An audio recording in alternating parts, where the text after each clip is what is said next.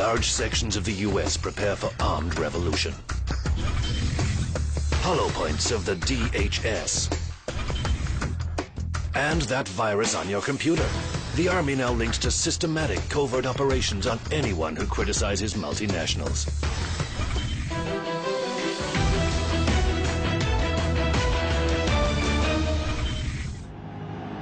The last Super Bowl was played right here.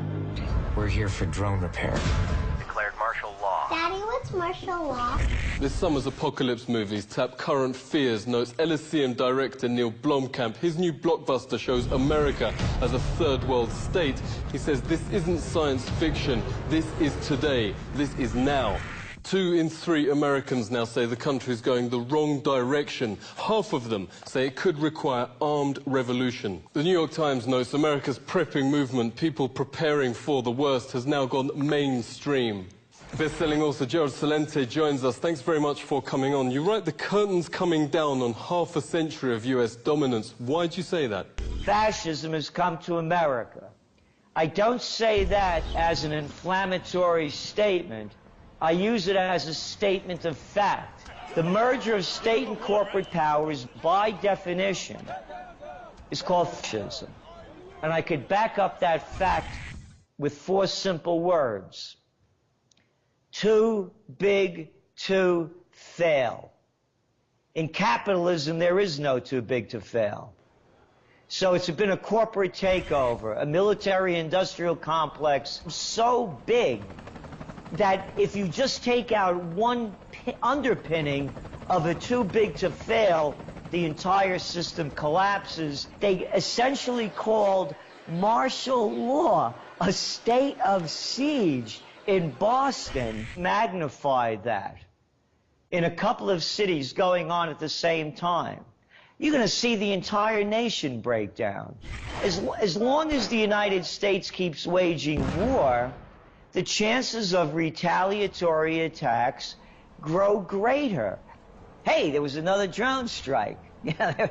Another war being fought. There's a Bronx saying that we used to have as I was a kid. Payback's a bitch. The United States can't win a war, whether it's Iraq or Afghanistan, whether it's Libya or whether it was Vietnam. So the people have lost faith in the military aspect of the government, the policing aspects of the government. And so they realize on the economic end that they're on their own. Only the too big to fail are there to be saved. Yeah, too big to fail banks. People don't realize by law, own your deposits. You know, when they need them, they take them. If you have your money in your own possession, you don't have your money. This is a fact. When 9/11 happened, I know this personally. I tried to get my money out of certificates of deposit, CDs. And I called up Fleet Bank.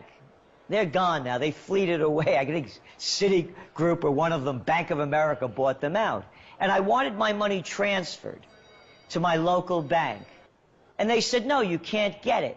I got shafted by MF Global's scam when John Corzine brought down the company and they stole my money out of my segregated account. So the first thing is the golden rule. If you don't have any gold, you're not going to rule anything. You better have money, and in more than one denomination. And gold and silver is the popular denomination among neo-survivalists. If you were a Greek Cypriot and they closed the banks for what, almost 2 weeks, don't you wish you had some gold and silver to buy what you needed? That was the canary in the mine shaft. America's canary has actually stopped singing, writes finance site Silver Bear. Your bank savings will be raided in the upcoming crash, quietly amidst this new government document, which suggests the collapse will be much worse than in 2009.